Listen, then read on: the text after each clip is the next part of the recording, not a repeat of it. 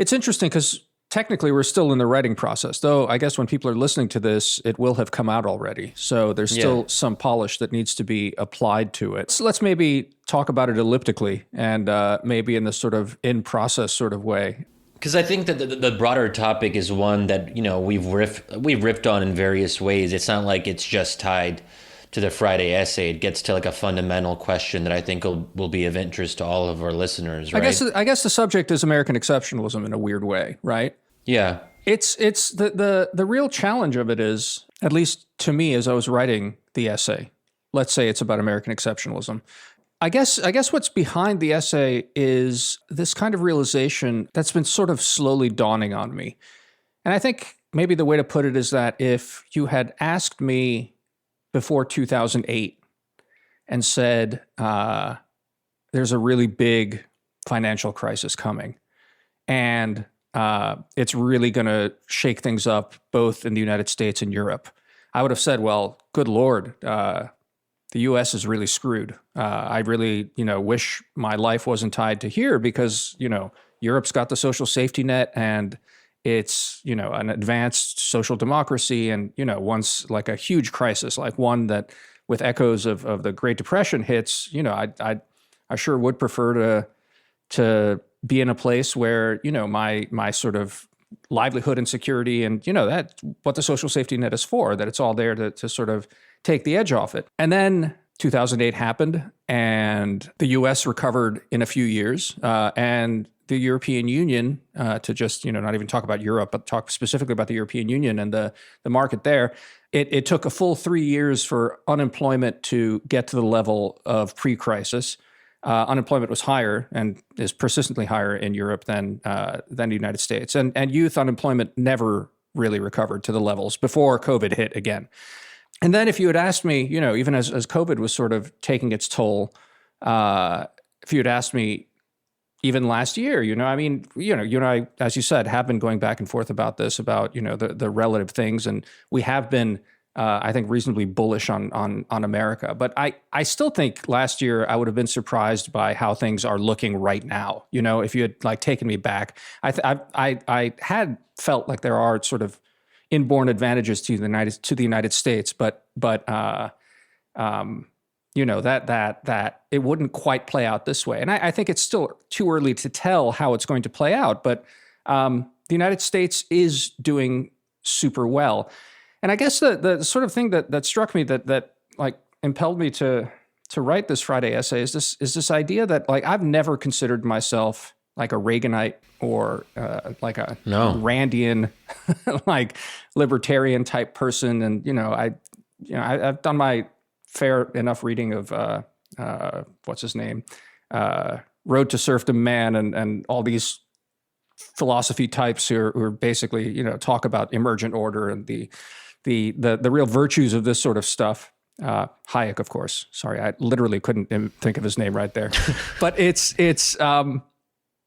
I've never really felt it, I guess is what it comes down to. Like I understood it intellectually, but I was like, yeah. The world's a lot more complicated than these sort of models. And I understand the virtues of this kind of openness and market-oriented sort of stuff. But I guess I wouldn't have believed it. And now looking back, I think I would have said, I'd have been surprised to be told that the United States recovered from the financial crisis so well.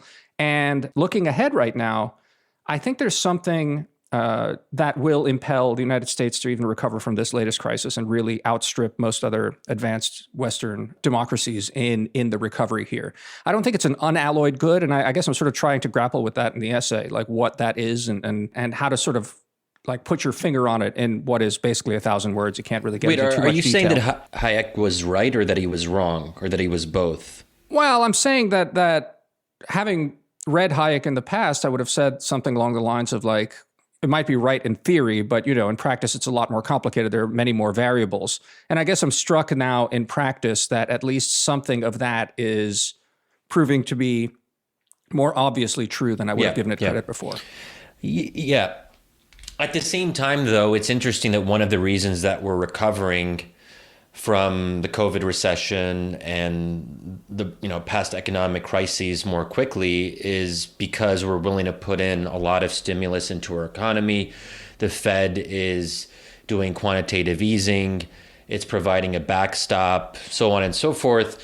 All of that means that there's loose money, which goes very much against, I think, the let's say the classical Republican or even libertarian viewpoint. The state is getting more involved in the economy, but obviously not in the same way as Europe. I mean, we just saw Biden with the $1.9 trillion stimulus, and there has been a lot of talk about how Biden is bringing forth the end of neoliberalism, that he's actually governing somewhat, I don't know if radically is the right word, but certainly when it comes to deficit spending, stimulus, and coming up with bold, ambitious plans that cost a lot of money.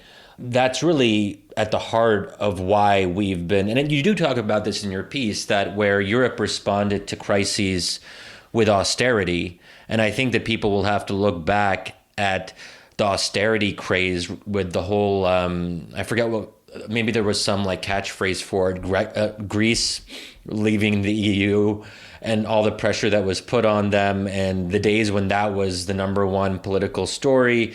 But the pressure was specifically about imposing austerity on a Greek socialist-led government, which was very controversial within Greece and provoked a lot of anti-EU sentiment. But it also just, and understandably so, there's the kind of sovereignty aspect, but also austerity doesn't work. Yeah, I mean, the challenge there in everything you've uncorked there, and even the challenge for me in writing on this sort of stuff, is that I'm not an economist, and these are really hairy issues that nevertheless are endlessly fascinating. And it's just that, trying to write something brief on something like this when one in fact is not an economist, and still, so try and hedge yourself appropriately, gesture at, something that seems to be like an interesting correlation, not necessarily implying causation to it, and still say something is really hard.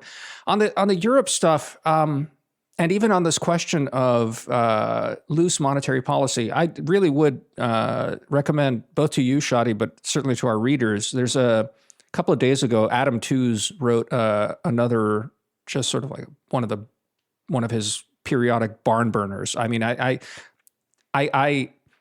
very grudgingly subscribe to Foreign Policy magazine, and it's 98% because of Adam Tooze's essays, which is just so spectacular. The point is that it's a profile of Janet Yellen and Mario Draghi, and talks about their sort of career arcs, the arc of basically neoliberal or just general. Well, they're not sort of Chicago school neoliberals. They're, like Keynesian managed economy. And basically, I think paints a really good picture about, how the lines here are much more blurred than people appreciate, and basically where the current moment puts us on this for both of them, both for the EU and the United States. One thing that he threw out there and just sort of highlighted for me how much I'm not an economist, and how much I wasn't paying attention, is that actually Janet Yellen raised interest rates and really pulled back right ahead of Trump's election.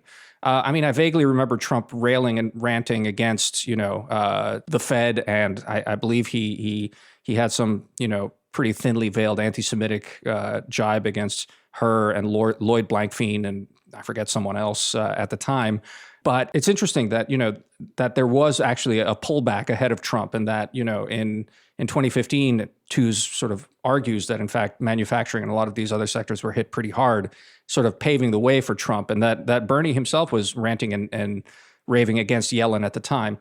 So, it's a really complicated picture, and it takes someone like Adam Tooze to properly paint it out. And in fact, now, as I look at the draft of my essay, I probably want to rework that paragraph about labor markets a little bit, or at least to make it a little bit more supple. But I think the fundamental insight that I think you're getting at here is not really the province of economics or economic theory. It's a broader question of what kind of trade-offs a society is willing to accept. So, I think that the flexibility of the American economic system, the fact that we are relatively more free market oriented than our European counterparts, Obviously, that has a cost, a human cost on healthcare, for example. But when you look at a lot of these issue areas, the reason that the US can produce the best drugs and have the best pharmaceutical interventions and the most advanced medical equipment, so on and so forth, from a research and production standpoint, is probably somewhat tied. You can't kind of imagine a system where the system where America is perfect, so it's able to do all of this research and development, but also has the best welfare system and the best healthcare system for all citizens, that you have this kind of minimal, a sort of minimal healthcare standard that all Americans can access. It's hard to, that doesn't exist in the real world, and it probably doesn't exist in the real world because life is about trade-offs and policy is about trade-offs. So if you have, if some aspect of your healthcare policy is incredible, it's likely that there's another aspect of your healthcare policy that's terrible. And I think that's basically what you're pointing towards here. So the reason that we can do so well on vaccines a year into the COVID pandemic probably has something to do with the fact that we did so badly at the very beginning. Again, can we really imagine a scenario where there's this mythical country that does amazing in the first period and also amazing in the vaccine rollout period? That, again, that is an ideal type, but it doesn't exist so often, or it hasn't existed. I don't think there are obvious examples of that thus far. I mean, the most successful vaccine rollout countries didn't do good in the early phase of COVID. The UK, Israel to some extent, and I believe Chile. So, there's something there that we have to accept if we want to hold on to the best parts of the American success story. Then we may have to accept some of the worst parts. The danger with that, of course, and I'd be curious what you have to say about this, is that leads to a sort of complacency, and these arguments are often used, maybe not in as direct a way, or they're not acknowledging the philosophical aspects in a very explicit way, but Republicans do use talking points to this effect that America is great, warts and all, and to kind of tinker with the basic formula is to tinker with what the good things that we produce, and the fact that we are still the best in these various ways in terms of healthcare or educational system and so on. So to what extent do we have to accept a trade-off, which ultimately means being complacent about the least fortunate in our society? But before that, I'll just I do want to give readers some context, because we had a nice cold open where what you probably will end up hearing, because I don't know exactly when Damir will start it, but I think you will hear him talking about something without a lot of initial context. You've heard him refer to the Friday essay that he's working on. For those of you who don't know, we recently started something called, as you might suspect, the Friday essay. And it's basically Damir and I alternating essays each week. So pretty much it means that there will be an essay every week. We're really excited about it. It is, we have to acknowledge, for subscribers only, and but it is a feature that we want to offer to members. That's a kind of special benefit and something that people can look forward to every week, and something that we can look forward to every week, that it sort of orients us, each of us, every other week to write something new and original. So Damir is up this week with the essay that it's not, as we speak, it's not completely done yet. So what you guys will see, we don't know quite yet exactly what it will look like, but having seen an earlier draft of it, I can tell you that it is very, very good. And it almost makes me think that we're onto something really special here, that if we're doing these essays every week, that Wisdom of Crowds can really be, in some sense, your home for really deep, thoughtful, and exploratory essays. And you'll see that what Damir does in the piece, as long as he doesn't change it too much, he really takes a while to get to his point, which I love, because I feel like an editor would look at that and be like, put your argument up front. There would be pressure to conform to a particular way of writing, which is fine and probably preferable in some instances. But I like it that I don't know exactly where Damir is going, but he's walking me through it. And I end up finding myself at a place I didn't know I was even going to. And I personally like essays like that a lot. Anyways, that's kind of what I guess what Damir is up to and what we're up to. If you are interested, consider subscribing at wisdomofcrowds.live/subscribe. And that's the marketing pitch out. But Damir, I sort of started that with a question about the trade-offs and whether they're worth it and how you would kind of respond to the charge of potential complacency. Yeah, in a way, the essay is me trying to especially avoid that charge, if that makes sense, because I'm very aware of it and I don't like it. Not only do I not like that charge, I don't like that as a move taken by proponents of,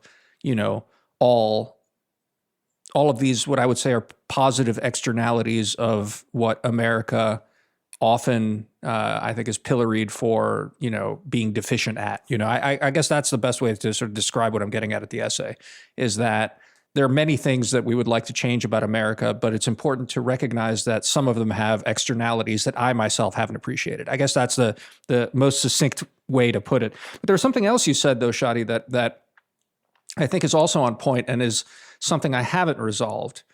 And that is the other danger of setting this up as some kind of binary, which is, either you accept certain features about America or you forego them and you end up in a worse place. And I was actually going back and forth on an unrelated thing on Twitter with our friend Dov Friedman earlier today. And actually, I didn't send this tweet to you ahead of the podcast. It's a different one. I said this. I said, would Joe Biden's pandemic response have been more European than Trump's had he been president last year? Less nationalistic, more committed to global distribution over the immediate needs of his own citizens? And do you think America would be better or worse off for it? That was my initial sort of provocation. And then I went back and forth with Dove a few times. And Dove was sort of taking me to task to saying that was an unnecessarily provocative way to put it, that in fact, potentially, one could imagine doing both. That is to say, doing something of the equivalent of Operation Warp Speed, but also getting Congress on side to, allocate more funds for actually a global pandemic relief thing once the American populace was fully taken care of and the rest of this. And, at least in theory, that's true. Obviously, there's no reason why you can't say, well, we're going to ensure that every American citizen gets their dose on, first and foremost, and at the same time, we're prepping for a global rollout. And yet still, I wonder, and this is what, I was doing this on Twitter just as I was starting to write, and it's sort of also at the germ of what I'm trying to get at. And that is that, I wonder if your priors commit you to a certain kind of set of, call them moral commitments to improve the world. And if your priors commit you to a belief that, and I'm not saying that Biden himself or even those around him really think this, but I think it's somewhere back in there that maybe the nation state is not fully legitimate. And in fact, we have a responsibility to the world that transcends the responsibility to our citizens. If one, even on the margins, starts thinking that way, I wonder if, one can say that, especially, with all this crazy MMT stuff and people are talking about there are no limits to American spending and fine, we can, whatever we choose to do, it wouldn't break the bank to actually invest a lot of money in doing global distribution and the rest of this. But there is a finite amount of energy within government to be able to accomplish goals. I do think that's the case. And now, again, not if you're Joe Biden, apparently. Well, we'll see, right? That's the interesting thing. I'm waiting for things to start falling down. You can't do everything. You just simply can't. You can't do everything well, and you can't do everything. But, and again, I want to caveat this by saying, of course, that Trump was incredibly incompetent as a manager, and his administration, though having overseen Operation Warp Speed, I struggle with giving credit to an administration which was at the same time so manifestly incompetent. Nevertheless, I mean, this is why it's better to rely on, like Boris Johnson or Netanyahu as the other counterexamples of this, of, the three countries that are doing really well, that have prioritized this, and largely because of a certain kind of bloody-minded prioritization of their leadership at the time to get this done with a, America, Britain, Israel first approach to these things.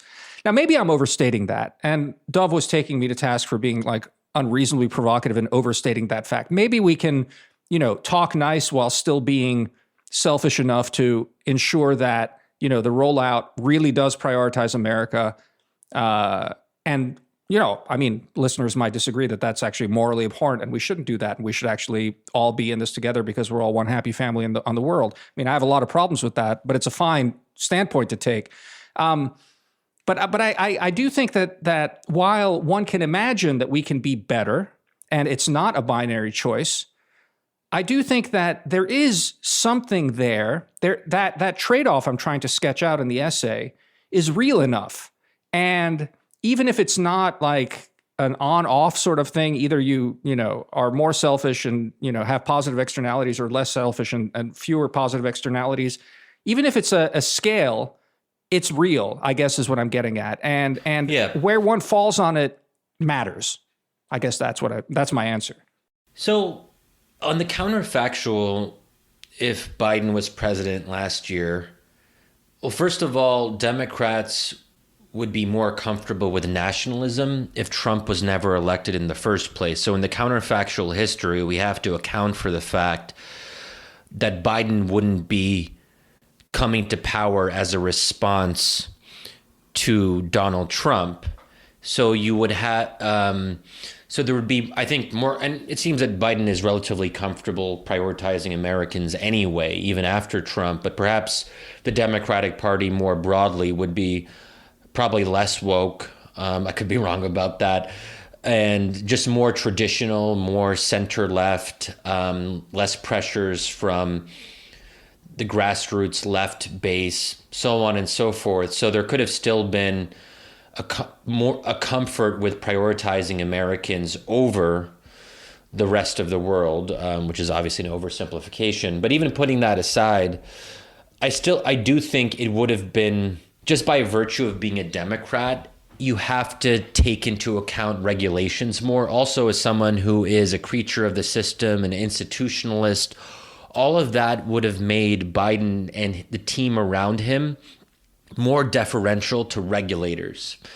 So I think that regardless of the context, we would have seen certain holdups. Maybe it wouldn't have been a huge holdup. Maybe it would have been 2 months longer or 3 months. But that still is, thousands or potentially tens of thousands of lives in the mix right there.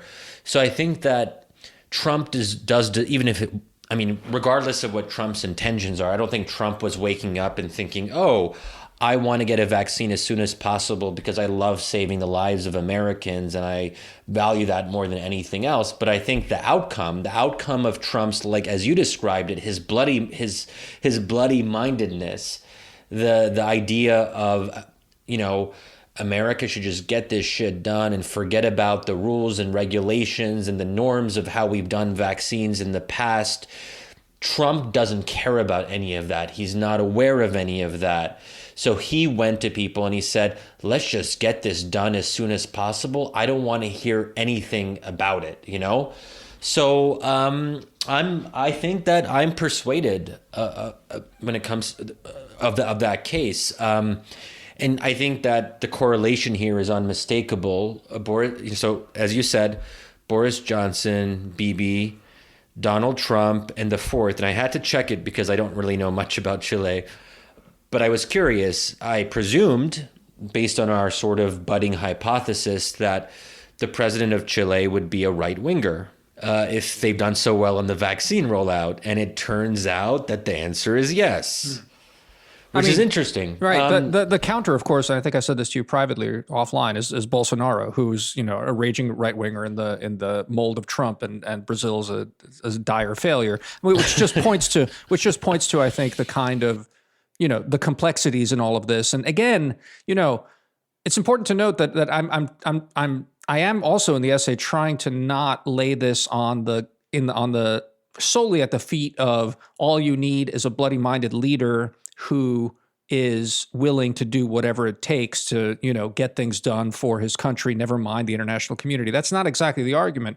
The argument is more, trying to get my finger on exactly what you and I have talked about before, which is like, what is this sort of special sauce that America has?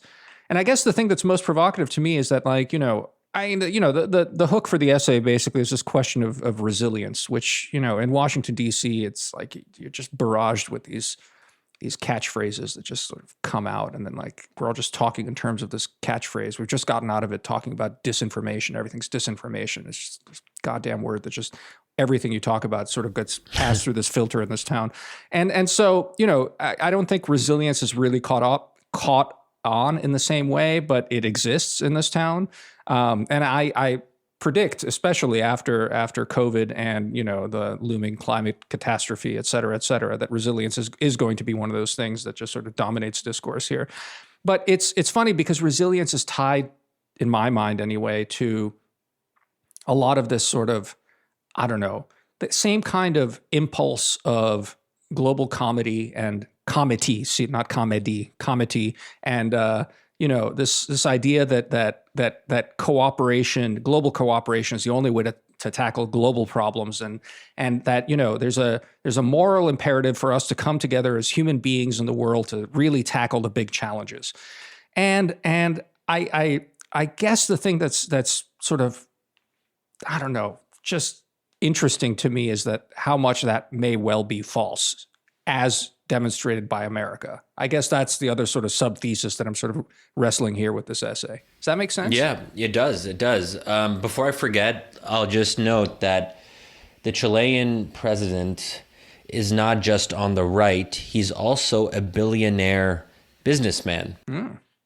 So maybe that's interesting. I don't want to read too much into that, but it's just worth noting. And, if maybe there are people who listen to the podcast who know more about Chile and they can tell us what they think about that. If so, feel free to get in touch with us on Twitter and be like, no, you guys are wrong. I literally don't know the first thing about Chile, except, but one of our good friends, Ani, about Pinochet. Yeah, that's all I know. Pinochet jokes, that's all I know. Oh, jokes, yeah. Well, it's interesting that this right, I guess he's not super right wing. He's on the right though. Is that he's apparently, according to Wikipedia. Oh boy, we're going there. Oh boy. Okay, look, it says he was the first conservative president to be democratically elected since 1958, and the first, obviously, since Pinochet. Anyway, worth noting as a little data point. Yeah. I was going to say something else, but you lost it. That's the problem with asides. Like, you want to get them in because you're like, oh, I'll forget about the aside, and then you forget about the main thing. The main point. Yeah, that's a dilemma that we're facing. Wow.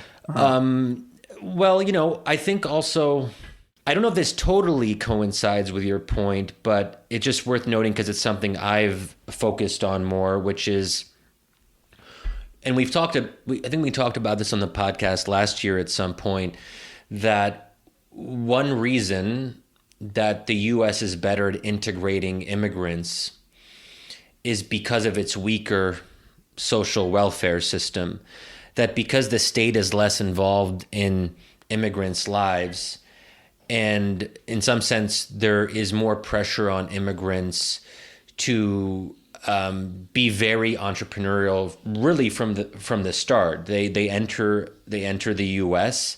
and there isn't much of a social safety net. But more importantly, because there isn't a generous welfare system, there's less welfare, what's sometimes called welfare chauvinism. I don't even know how to pronounce that word in real life. Okay, welfare chauvinism? Chauvinism, yeah. Chauvinism.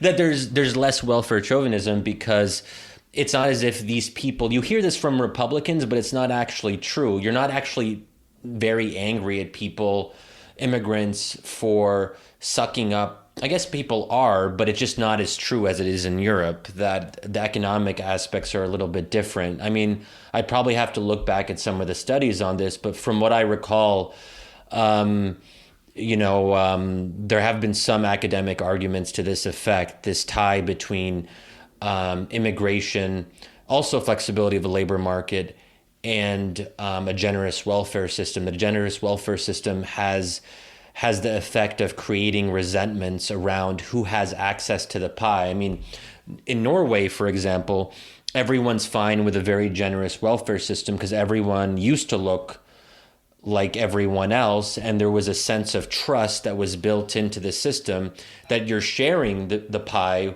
with all these other people who you may not know, you almost certainly don't know, but they are utterly Norwegian, and you're comfortable with that. You have new immigrants coming in who are primarily Muslim, and then you say, well, the levels of trust aren't there. You have questions about who these new immigrants are, and it makes you less willing to share these very generous welfare benefits.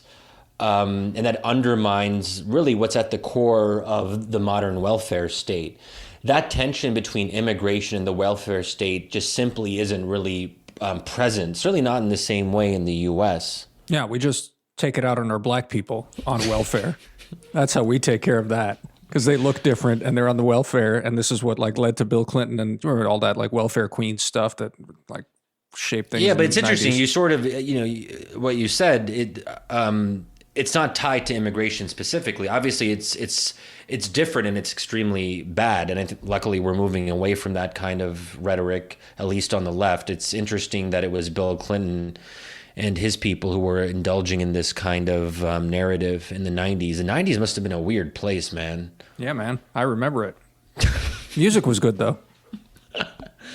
I guess if Nirvana is your touch point. Also, Nirvana I guess was pretty good. Stereolab. Stereolab was good. Come on. Stereolab was amazing. The 90s were great. The 90s were great. Stop.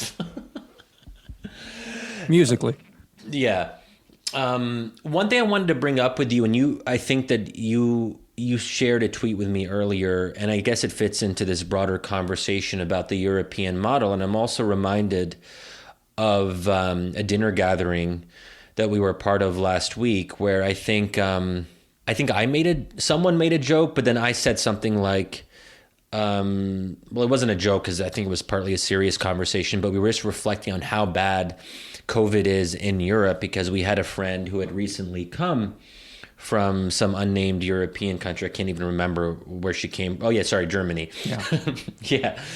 And it's just really remarkable. But anyway, the failure of the vaccine rollout is the nail in the coffin to the European project as we know it. That the EU as an idea has been, in some sense, just devastatingly undermined by recent events in a way that makes it difficult for me to imagine how it recovers. I mean, I've never, at least in my adult lifetime, I have never seen anything like this, where you point to what is supposed to be a model of, as you said, cooperation and this multilateral ethic and this idea that politics isn't and shouldn't be zero sum. I mean, even the vaccine distribution regime is defiantly non-zero sum. Every country, no matter what, in the EU gets an allotment based on their share of the overall EU population. There is no allowance for countries to go their own way and to be innovative and to secure their own contracts. I know that some of that might be changing now, but the whole framework is very, very constraining, and that has cost tens of thousands of lives already and will cost many more.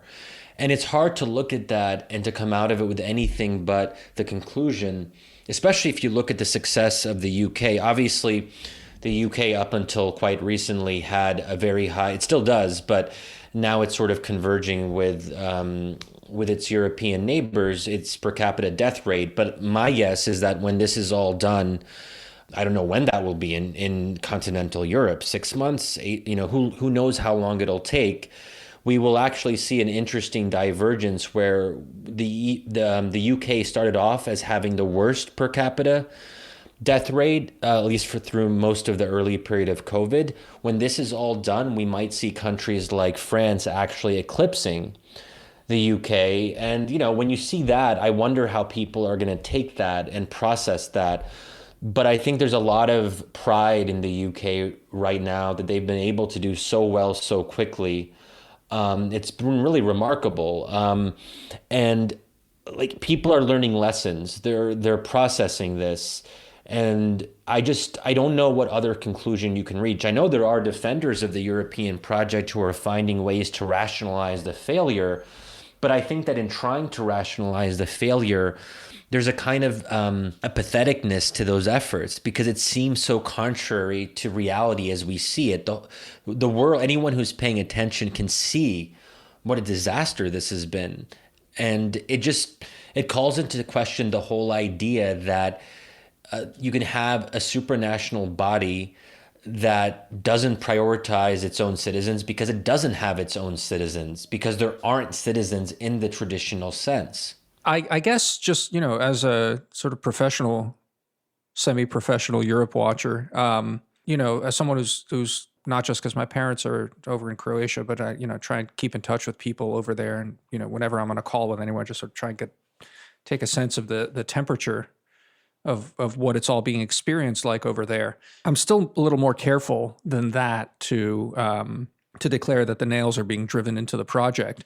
And it's hard to tell what it will look like. But I just to circle back, I mean, the part where I think, the actual costs will be felt, and felt in a way that will be hard to ignore, is not so much in the grotesque death tally, which I think to this day is it's a nasty metric that basically media people have invented, and I don't think it's how it's most experienced. I mean, I think people experience the death of loved ones and they grieve. As you've pointed out yourself, of course, this skews towards the elderly, and so in fact, while no one likes to lose relatives, parents, uncles, aunts, or anything like that, if they're older, at least it's one can process that as sort of, this is what happens. Even if there's a sense of that the state could have done more to save, there's an acceptance and an understanding that there's a kind of natural order to these things. These things happen. It's tragic, but it happens. I think the real scars will come, and again, I think this is where this kind of it's not callousness, it's not heartlessness, it's this kind of American, call it risk aversion, lack of risk aversion, this kind of commitment to I don't know, almost like a cowboy mentality of some sort that is leading to the inability of America to do lockdowns, which I think will lead to America opening up, perhaps before it's fully prudent, but as a result, it will open up sooner, is that like the United States is going to have such a head start on recovery. And that is something that, for example, will be very hard to ignore. I don't know where the UK ends up with this, largely because their economy, even after Brexit, is so tethered to the EU. And if the EU is suffering, the UK is not going to be flourishing necessarily. Disease counts be what they may. But the lag, which was already so prominent after 2008, which so many people had noticed, even though by 2000, I don't know what, 16, 17, maybe it was even 2018, it took that long for the EU to recover fully. But imagine now, after all of this, that like barely a recovery had taken place after 2008, and now again a protracted disaster, and this opening up this chasm. I think that's where people start questioning things about the efficacy of the way things are set up. And it makes me think, just hearing you lay that out, it makes me think that, not to overstate matters, but a period of mass discontent, a period of not revolution, but of more and more citizens of various European countries taking to the streets, uprisings of various sorts. All of that may be in the cards if we kind of see, if these trends continue and Europe isn't able to recover, it could be a very destabilizing couple decades going forward. And I think you're exactly right that when you think about Western Europe now, the last thing you think about is dynamism. The last thing you think about is innovation, of people getting things done and being creative, and the sense that the future is ahead of us. I think that oftentimes in Europe today, there's a sense that the past is behind, that the future is past, or the past is behind them, or that whatever it might be. You get my point? Sort of. Try and say it again, though. Like they're dwelling on the past, or it just seems it feels old and stale. People are old. Yeah, they're not able to reproduce enough, and they don't have enough immigration because they've been cracking down on immigration in many of these countries. So we still have natural sources of growth. First of all, even though we have starkly declining fertility rates, still are higher than most of Western Europe, but we also have higher, at least it's possible that we will have higher immigration flows for some time to come, especially compared to countries that have really started to limit immigration, specifically Muslim immigration, and we'll have to wait and see how that works out. But there's just a sense of Europe's best days being behind it. I guess that's what I meant by the past is whatever. The past is behind Where them. I think that there's still a sense that's quite common among Americans that America is alive. Even the sense that I have in DC now that things are, I shouldn't say opening up, because in some sense they were never closed. I think it's also a misnomer to say that America was ever locked down. I mean, one advantage we had isn't so much, obviously we're reopening more quickly, but it's also true that we were never really closed. We may consider perhaps the first 2 to 3 months of COVID in certain cities had not quite lockdowns, but something closer to that. But really since then, nowhere in the US has been properly locked down. And one might argue that no place has seen a European-style lockdown at any point over the past year. So in that sense, we're coming out of it not just with our economy, quote unquote, roaring, but we'll also come out of it with Americans not having had to experience what most Europeans have experienced thus far, which is long and grinding lockdowns, and they don't have a lot to show for it. Because you might say, well, long and grinding lockdowns are great if you can actually point to results and say the per capita death rates are significantly lower than other countries. But if we're looking at it comparatively with the US, you can't really make that argument anymore. Now, of course, the counter argument to that is that the death rates would be much worse if they hadn't locked down. But, people are going to be comparing, they're going to be seeing how they stand compared to the rest of the world. And it's hard sometimes to compare your own country to its own counterfactual. What you're more likely to do is compare your own country to other observable experiences, because you can actually measure that and there's not speculation, right? Yeah. Anyway, this is just all to say that I just get this sense of oldness and dread when I think about the coming period in Europe. And it just doesn't, it's hard to see what the optimistic silver linings are. At least, look, anything is possible, and this is all speculative, but based on current trends, I think it's a fair argument to make. And that is not. And then what I was saying about how DC feels right now, there's just a kind of a greater pride, I would say, among people on the left who previously, just last year, would not express any excitement about America or any pride.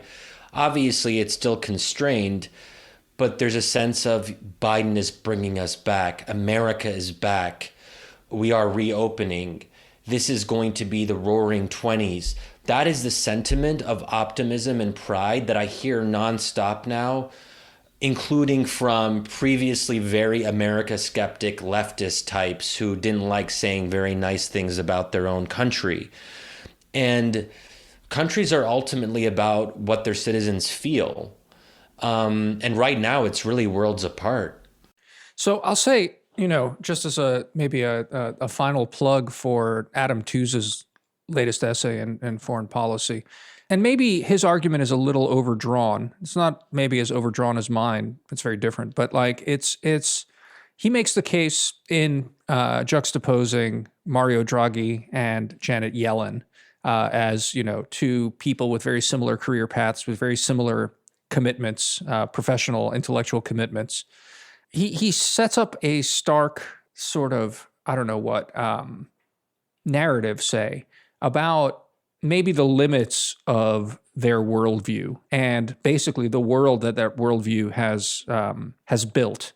Where he ends up on, and maybe this is just an important thing to keep in mind if you're inclined to be more pessimistic, is that he says that though there's been divergence and though the United States has fared better since 2008 for all the reasons that we've outlined, that nevertheless, both in the United States and in Europe, the rise of political dissatisfaction, as you said, people heading to the streets and, what you're predicting perhaps for Europe, it's actually been equally distributed because, in fact, the economic world that the Yellens and the Draghis have conjured up throughout their careers is hitting some kind of limit.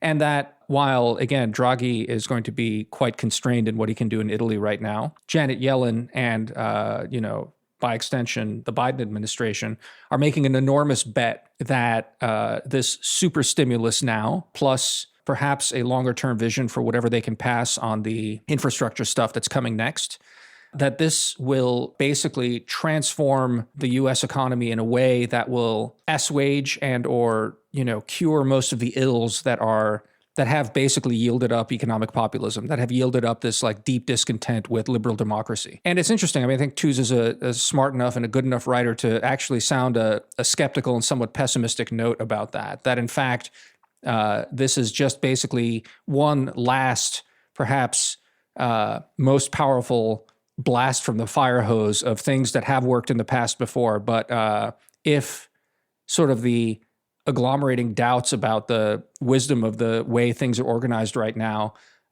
even the so-called radicalism of Joe Biden is not going to be able to basically fix it, that these are all sort of short-term solutions to deeper problems. That goes against this whole, optimism about America and sort of what I'm trying to get at about like that there is this kind of special sauce. I mean, Tooze is more negative about this idea that basically, I don't know, I don't think he'd put it this way, but call it neoliberalism for short, has failed and is failing and is perhaps not rescuable. Well, look, is it fair to describe part of the EU, the bargain at the heart of the EU project? Some of it does relate to what we might call performance legitimacy, which we've talked about as it relates to authoritarian regimes. Since they don't give people freedom, they say, well, you don't get that and you can't choose your representatives, but at least we'll take care of you and improve your lives. The EU, in some sense, is undemocratic and somewhat unaccountable to voters, let's say, to be nice about it. But the premise there was that you would have this unaccountable supranational organization, but it would help make people's lives better. It would improve quality of life. It would deliver economic dividends. It would help on collective action dilemmas, so on and so forth. If the EU can't provide that end of the bargain, then it really, I think, underscores the performance legitimacy issue. If the EU is not giving people representation, its only other option is to give people performance. Yeah. Is that, how would you? No, that's fair. I think that's fair. It's been the smartest Europe watchers are always sort of impressed at how well it manages to pull off that trick of performance. Nevertheless, I've brought up Luc von Middelaar before. He writes about that at length as well, and I mean talks about it in terms of Greek tragedy and the importance of the chorus and the importance of the audience, and in fact that it's all performative, and this like performative legitimation is at the core of the construction of any democratic polity. That gets us a little off the beaten track. I like that, but it's really interesting stuff. It remains to be seen how basically the EU navigates this. I just think it's dangerous to call it game, set, and match. I do think this is going to be pretty disruptive overall for the easy ability to pull that trick off again. But I don't count this out yet. I think there will be changes, but perhaps not fully catastrophic ones. The only other thing I'd say about the unaccountability and the performance legitimation, that gets at the heart again of the Tooze piece, which he makes that point, I think, while not as explicitly as you did right there, but very much about neoliberalism as a whole. And it is true, through the institution of the central bank and the independent central banker, this is at the core of the ideology that goes back to, even before World War II, this idea that, in fact, the economy is too important to leave to democracy to manage. That swing. What's the Quinn Slobodian's book? What was it called? The Globalist or something like that. Actually, very much deals with that fact that this is core, that it's must not be democratically managed and legitimated. That is breaking down, right? That has been the case, especially on the left, especially on the Bernie left, saying that why should we have unaccountable bureaucrats managing the economy when these decisions that they make directly impact the well-being and health of individual citizens and their lives. And I don't know, it's a tough thing to answer. Yeah. Obviously, we have seen upticks. We have seen some images of like mini uprisings where people take to the streets and there seems to be chaos. I'm surprised that there hasn't been more of that throughout Europe, but that there might be some lag time. So I think the crucial period will be the upcoming one. Right now, it also relates to this. So revolutions tend to happen in the in-between. They don't happen when there's extreme repression. They don't happen in full democracies. They happen when societies are transitioning. If we want to extend the metaphor and say that Europe in the coming period will be transitioning from a period where you had extreme lockdowns in many of these countries to what we hope will be full reopening, that is going to be quite the pendulum shift, and one that's really unprecedented. And you don't know what that does to people's self-conception or how they respond to that. And we had some version of that on a smaller level because we didn't have a full lockdown. But in the summer, we saw something perhaps comparable where the pent-up energies of the first very uncertain months of COVID, how that led to a summer of discontent, let's say. We could see something comparable in Europe, but times 2, 3, or 4. Anyway, Damir, you have a reading group to join in like 2 minutes. And I think you guys will be reading a speech from Cicero. That's kind of what we do in our fun evening reading groups. Thank God I've already read it. I don't think we're doing a live reading in the reading group. Live reading of Cicero. And also, just as like a little special thing for our dearest listeners who join us until the very end, some of you might be excited to hear this because, as many of you know, my mom is a kind of recurring character in the podcast. She comes up because, she's your mom. She's my mom.